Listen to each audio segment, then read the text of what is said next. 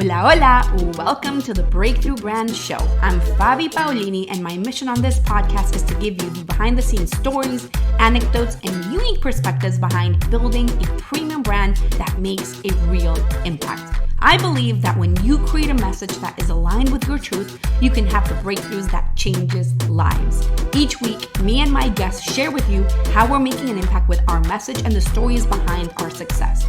So that being said, let's dive into today's episode. Well, I am so excited today to welcome the amazing Daniel Bauer, who is a best-selling author and host of the Better Leader, Better Schools podcast, which ranks in the top 5%, not 5%, 0.5% of all shows worldwide. Like, I feel like a bit intimidated with having you here. Welcome, Daniel. So amazing to have you here. Thanks, Fabi, for having me here. The pleasure's all mine. So thank you so much for the invitation.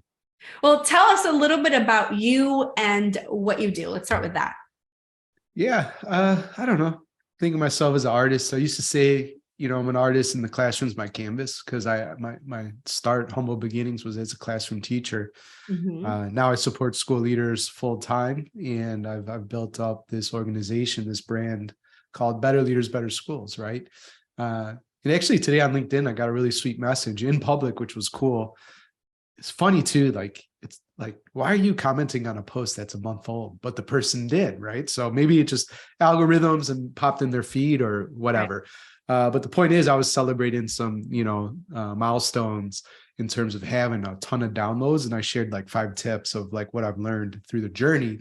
A long story short, this guy just said, hey, that's cool. And you've helped me out a lot as a leader. But what I've been most impressed by is like you doing what you say you'll do, right? Just showing your work in public, taking action, which has led to incredible results. And this guy found that really inspiring. So I don't even know why I told you that story, but there we are. So. Well, I'm glad that you did, because I feel like it's a good reminder of the power of consistency, right? Yeah. So, yeah. There you go. Consistency is everything, right? So just continue to show up no matter how you feel. And, I don't know if your listeners will resonate with this or not, but it's definitely poor advice or a myth to think that like you should only do work that's inspiring and that kind of stuff. Mm-hmm. You should be energized. I mean, you should be passionate about it. But if you're really committed to a vision that's bigger than yourself, there's hard days, right? There's no perfect marriage. There's no perfect work. Like, stop believing that. It's just not going to happen, right? Grass is not greener. The constant is you and your mindset. So don't put too much stock in, I'm going to feel great, and then I'm going to take action consistently. It's the other way around. Like, by consistently showing up, then you become a professional, as Stephen Pressfield would say. That helps you beat the imposter syndrome, or what he calls the resistance. And then guess what? The good vibes and energy and feeling follow because you show up and do the work. So I love that. And it's so true. I think that, people have this notion of what success looks like, and they think it's always easy. And I think that challenges just get harder as you build more success, and the highs are higher, but the lows are low too, right? And you have to learn to be consistent no matter what. And finding what consistency means to you is one of the things I tell my clients. Like, if you're like, I love writing, I love it, it's my thing. Well, then don't create a plan for doing video, because you're not going to be consistent doing video if you're like, I hate video, but I love writing, right? So it's finding your thing and then just putting your head down. And kind of back to what you're saying, it's not about, I'm writing this post because I want to get 3 clients from it. It's, I'm writing this content because it's my vision, because it's my passion, because I love it. Let that be the metric instead of how many people reach back out to you or whatever. Does that make sense? Yeah, it totally does. And, one of my values, I talk about, are we measuring what matters, right? So, and who makes up the rules? Both of those are kind of tied together. But the point is, there's a lot of interesting things that you probably could be and should be tracking. But guess what? You get to invent the game, especially if you're running your own business, right?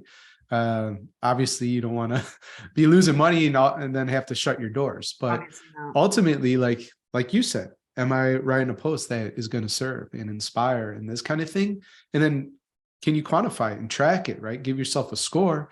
Because guess what? The 3 clients or whatever it is for you, that all follows. But people, they respond to that authentic way of showing up. Plus, there's enough just garbage marketers and business folks like throwing their programs at you on every social media channel. And I love when I get pitched that stuff, because sometimes I have some choice words with those folks, right?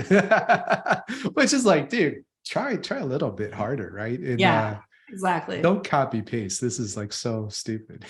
Absolutely. Absolutely. I think that energy doesn't lie, period. Yeah. And you can, it's funny. I talked about this recently with somebody else. Like you can go and like copy and paste somebody else's whole content and webinar and emails or whatever, and it's not going to do the same. It's not going to work because it's not authentic, period. So anyways, so let's get back to you. So what I wanted to know is, how did you even get into doing what you're doing? And like, how did the idea for the podcast come out? I want to know the backstory for this. So that story, I mean, business and all this kind of stuff is really always solving your own problem first, or at least that's something that I believe. Right. Mm-hmm. And so, I was a classroom teacher, then I moved up into administration. I've served as an assistant principal, central office. And, within that journey, like, Fabi, I just realized there was much more I had to offer. And I heard this line that everybody wins when a leader gets better. And that really changed things for me. And I had a hard look at myself in the mirror and at my calendar. And I was at that conference hearing that, that phrase plus all the speakers. And I thought about, wow, what am I really doing to get better? Especially if that lifts up my community. It's like JFK's "A rising tide lifts all boats." And to be honest, there wasn't anything else on the calendar. And my district, my lived experience in school districts, they weren't really doing anything to build my leadership capacity. Mm-hmm. How to cast vision that was real, how to have hard conversations, all this kind of stuff, how to address systemic prejudices and racism that do exist. That kind of stuff was important to me. And all we talked about was student test scores, attendance, discipline. It matters, but not most important to me. So I figured I could either throw myself the world's biggest pity party and win an award for the leader that had it the hardest, or I could take, control of my own development. And at the time I was listening to some podcasts myself.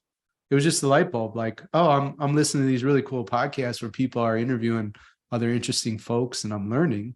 Who's doing that in education? So I used iTunes as a search engine, looked up like what was out there. Mm-hmm. There wasn't even that much stuff out. And I'm like, man, if I brought my voice, I bet something would happen, right? We'd really make a ruckus. And I couldn't have predicted the success, right? But that podcast changed my life. So at the end of the day, it was really just trying to solve my own way of growing myself and talking to others, learning from their stories. Most importantly, taking action on one idea that they taught me. And it changed everything. It changed everything for me. That's amazing. That's so powerful how you had the problem yourself and took it upon yourself to find the solution within yourself as well. And I think that, oftentimes people overthink so much what to create and how to serve. And they follow the leader. This is what this coach tells them, or this is what this marketing person tells them. And they don't really think about, well, what do I want? How do I resonate with people? Even with, obviously with marketing, right? You are like, okay, this person says do a live webinar once a week. And you're like, okay, but you hate it. And that's not how you consume content. And that's not how you buy. It doesn't make sense. So I feel like it's so powerful that you did that. So how did you promote it at first? I want to kind of hear a little bit about the backstory of you making a decision to start your podcast. I'm kind of curious of what happened. You got your network. And so you tell your friends and network colleagues like, hey, this is out. You might want to check it out. And I probably was like really terrible. And I had no idea how to market back in the day. Hopefully I've learned some things since then. But I admit, like, yeah, I was a big loser 7 years ago around marketing because I just spammed the hell out of my content. Like there were services that you could buy. I think I was using Meet Edgar at the time. Twitter didn't even have the rules. Like they've evolved, right? But basically you could write the one tweet and it would be recycled infinitely, right, into the future. And so I was everywhere probably. And so do not follow that. That's a mistake and it'll turn a lot of people off, right? I think the thing that worked, your listeners will hate this, but really focusing on making a quality show.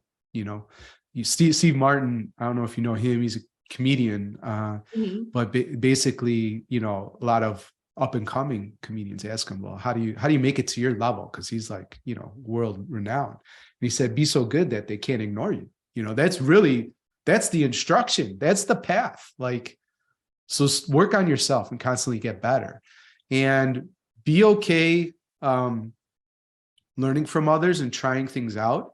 One thing I've learned from you in this conversation is you've already told folks a number of times, like, do what works for you, right?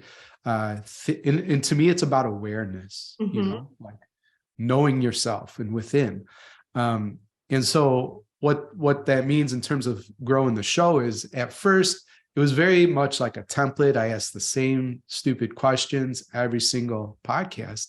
Man, I got bored pretty quick. And so then I had to figure out, well, how do I just create a very organic show that is not scripted except the last two questions? And so hired a podcast coach, really explored and tried to learn from the masters who are great at asking questions in podcasts, and then started to make that shift. And then that became much more powerful for me. So that took the show to the next level.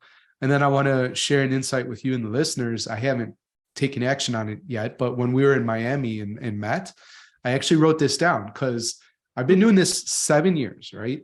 Every Wednesday, never missed a Wednesday. If you and I recorded for my show right now, we're recording December 2022, that show wouldn't go live until April of 2023. So there's a little hint there for content creators, like have a runway so you're not always, stressed out trying to create content and stuff. Right. But I feel like, I get pitched so often now, probably because the show's like bigger and a lot of authors and PR companies and like,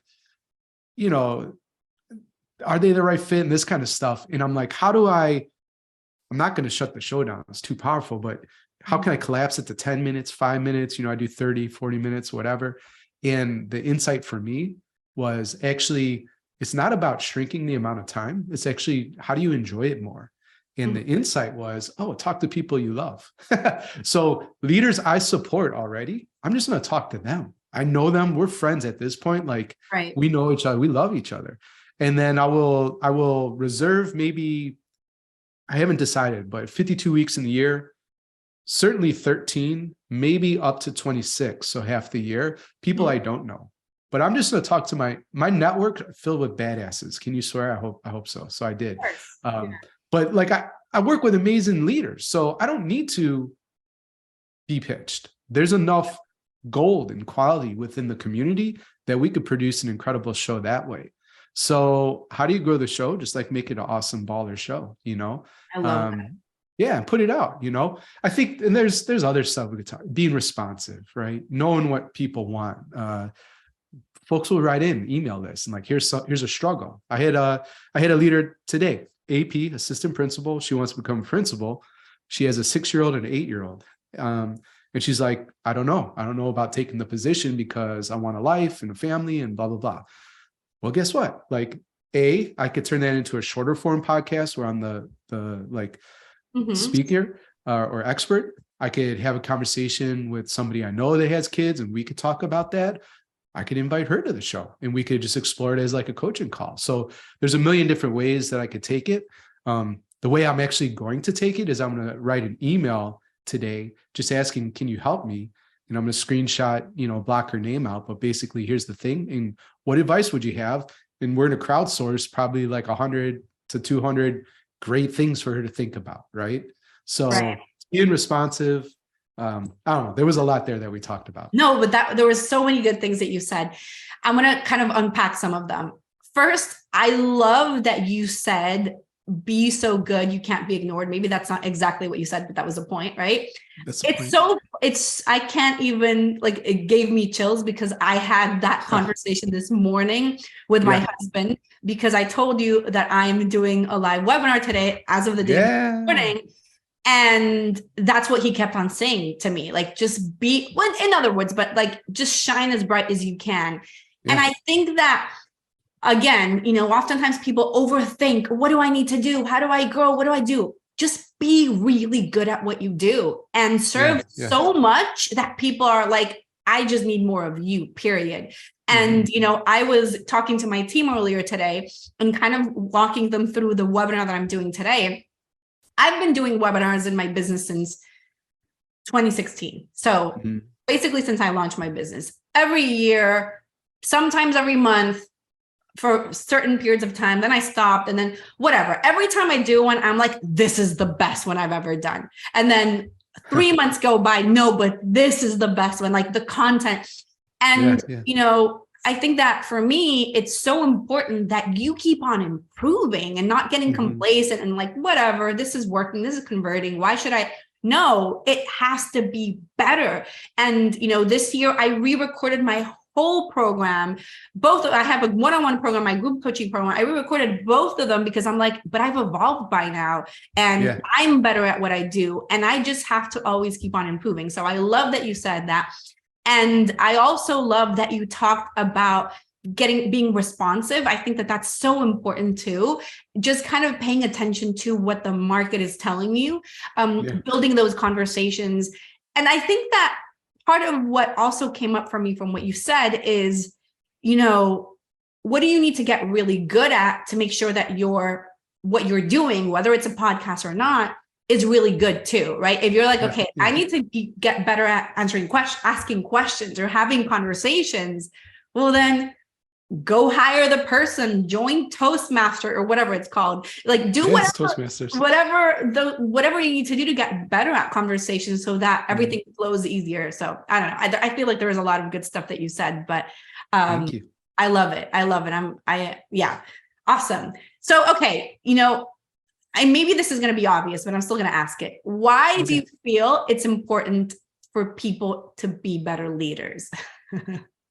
Yeah, well, you know, I talked about, like, I've taken that phrase that I heard in the conference and made it my own. So these days, I keep the person I serve first and foremost, and then the result is the community. But I say when you get better, everybody wins, right?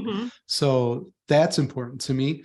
Leadership and education, to me, that's like a foundation of a society, right? So you can see insane stuff play out in culture due to a lack of critical thinking and education. And I'll just leave it at that. But it's like shockingly obvious, right? So schools need to be better so we can have a better world, right? And the leaders are the ones who set the tone for each school. Exactly. Yeah, I love that too.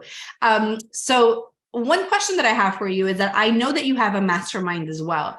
How did the process of releasing that come about? Because you started with a podcast. At what point did you say, okay, now I feel like it's time for me to monetize through, or actually maybe, I don't know if you also have ads on your podcast, like what are the different ways that you monetize, but also how did the process of building the mastermind come about?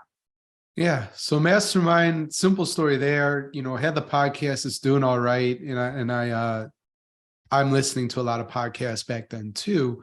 Keep hearing this guy show up on all these podcasts. His name's Aaron Walker. And I eventually joined his mastermind at the time. And had been there for like years, 7 years or so. Now I'm a member of a few masterminds. But basically wanting to grow the show, seeing what I might even be able to do, I joined this thing and I'm like, I don't even know what it is. But I started transforming, and personally and professionally got so much value. Another light bulb moment. It's like, oh, who's doing this in education? And I started looking, and it's like nobody. I mean, zero. And then I start telling people, what do you think about this? And everybody's like, oh, it's a terrible idea. You know, it's totally going to fail. That'll never work. And that's really motivating to me.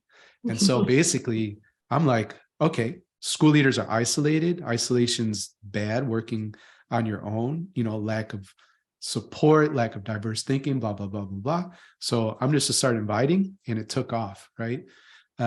Business lesson here, I'm sure your listeners already know, but back in the day, it was a whopping $57, to join a monthly mastermind experience. And that has evolved a lot. So you never value yourself like when you're just starting off. Right. So that was a rookie mistake. So that's how the mastermind came about. You were asking about monetization. So there's sponsors. And at this point, the podcast has been successful. There's a small school in New England. You might have heard of it. I don't know. Have you heard of Harvard? Yeah, I kind of. Yeah. Yeah. They sponsored the podcast. Wow. That's amazing. Yeah.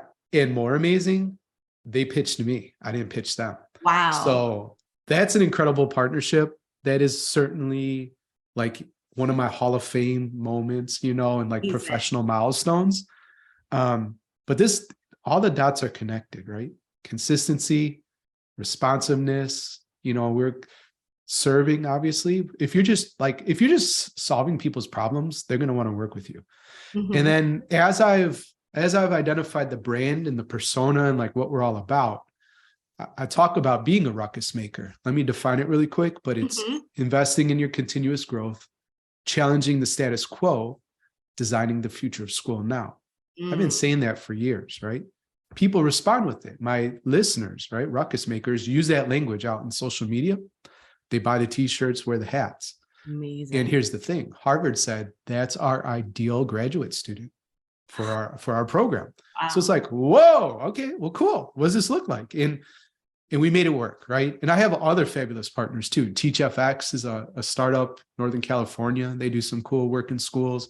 And then my longest partner has been a group called Organized Binder too. And so they all just, again, vibed with the message that we were putting out and amplifying. And so we want to be a part of it. We believe in you. It's a mutually beneficial thing. Now, who knows here's a lesson too. Mm-hmm. I got a sponsor. I invited a sponsor and landed it before I had any downloads. And the answer is always no, unless you ask, right? Right. But the way I framed it for this sponsor is, I've used your product as an administrator, so I can speak to its effectiveness because I've lived it. What do you think about, sponsoring the show? We don't get a lot of downloads yet. Probably back then, Fabi, was like, a few $100, who knows what, like it was ridiculous. Now it's tens of thousands of dollars to sponsor the podcast, but the downloads and the data is behind it. But always ask, right? And start before you're ready. That's a key lesson too. So sponsorships, but that's a small thing. Mastermind, hopefully you've told your listeners about like recurring revenue. That's a great way for building your business around a subscription model. And then with Ron, who we both know, we built a 10-week program called the Principal Success Path. So that's another coaching program, but it's different than the mastermind. And that's really about it. Got a book, it's bestseller. So I really try to stay focused on just a handful of things. We do some live events too. So it's really mastermind, Principal Success Path, live events, and then sponsorships are just kind of cool. Amazing. I feel like you are the total embodiment of what I teach. Hey. So I love that, really focusing on having clarity in your message, on understanding your audience. One of the things that you said, and we kind of touched upon this earlier, is you built it without, and maybe I'm wrong, but for the most part, like instead of saying like, let's follow what the herd is saying, right? Let me, nobody else is doing this, it's going to fail. Like maybe I shouldn't try. No, you're like, you know what? I see a need for this. But I'm sure that if you maybe would have like sent a survey, and maybe you did, and asked people, maybe you would have gotten yeses, maybe you've gotten no's.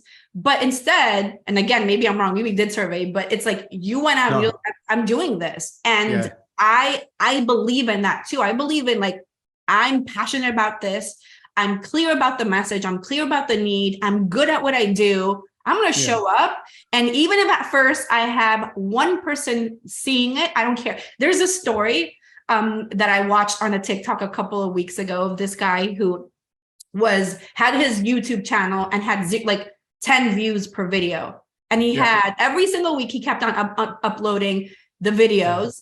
And he had 10 views, and he was like, of the 10 views, like one of my mom, 3 of friends, One day he gets a call from Oprah, of all people. Yeah. Hello. I've been watching. Have you heard that story or not? No. He's like, I've been watching your YouTube TikTok, video. So for sure haven't heard this story. Yeah. He's like, well, I've been watching your videos on YouTube and I want you to come in and be the host of this show that I'm creating. He was like, what? What?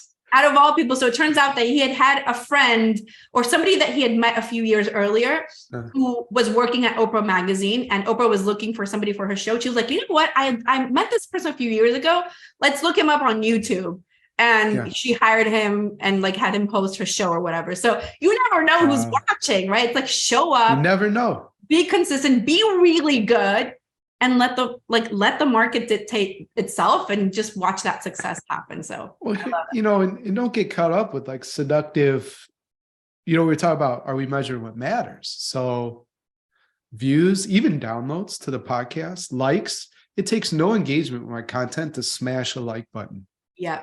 You're just an ape, stuck on social media, and you see something stupid, so you like, or it's a cute person, or it's a freaking animal, whatever. But if somebody leaves a comment, they share, there's different forms of engagement. So 10 watches, like, okay, but guess what? 10 of the right mom, cousins, and your friends, but the person who works at Oprah.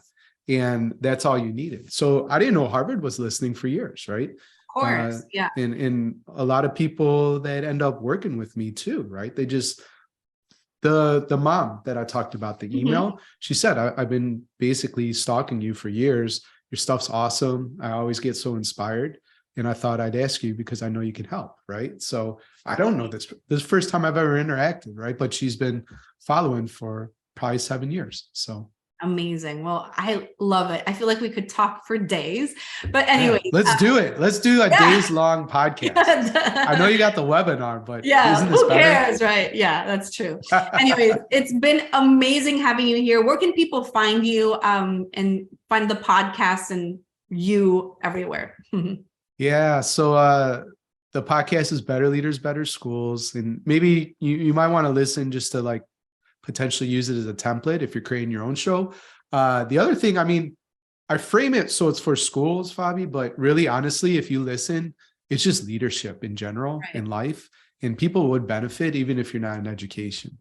And everywhere on social media, pretty much, I'm like Alien Earbud, which is an anagram for my name, Daniel Bauer. Take up all the letters, mix them around, and to me, that's a funny image. Terrible for branding, but funny to me. And I'll tell you this, if you can't tell, right? People say do this, and I usually do the opposite. So that's just how I'm built. Here's what would be most meaningful for me in terms of your listeners taking action. So if you have children, if you live in an area that has a school, I'm sure you do, I think it would be a great gift to send to local principal or assistant principal. Pick up my latest book. It is a bestseller. It's called Mastermind: Unlocking Talent Within Every School Leader. So obviously, if you have kids, there's like a great incentive. Your school's going to get better. And if you don't have kids, your community's going to get better. And that would really help out. It would help me, and it would certainly help the leader. So please consider that. I love that. I'm absolutely doing that. I love it. Thank you so much, Danny, for being here. It's been so much fun. Pleasure's all mine. Thanks, Fabi. Gracias for listening to today's episode of the Breakthrough Brand Show.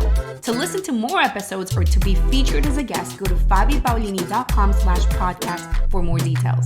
Can I ask you for something? If you got value out of this episode, would you share it on social media? Just do a quick screenshot with your phone and text it to a friend, or just post it online. If you know somebody that would be a great guest, tag them on social media to let me know about the show and include the hashtag Breakthrough Brand Show. I love seeing your posts and guest suggestions. We're regularly putting out new episodes and content. To make sure that you don't miss any episode, go ahead and subscribe right now. Your thumbs up, rating, amor, love, and reviews go a long way to help promote the show and mean so much to me and my team. Want to know more? Go to our website, fabipaolini.com, or follow me everywhere as Fabi Paolini. Thank you so much for listening. I'll see you next time. Con amor, Fabi.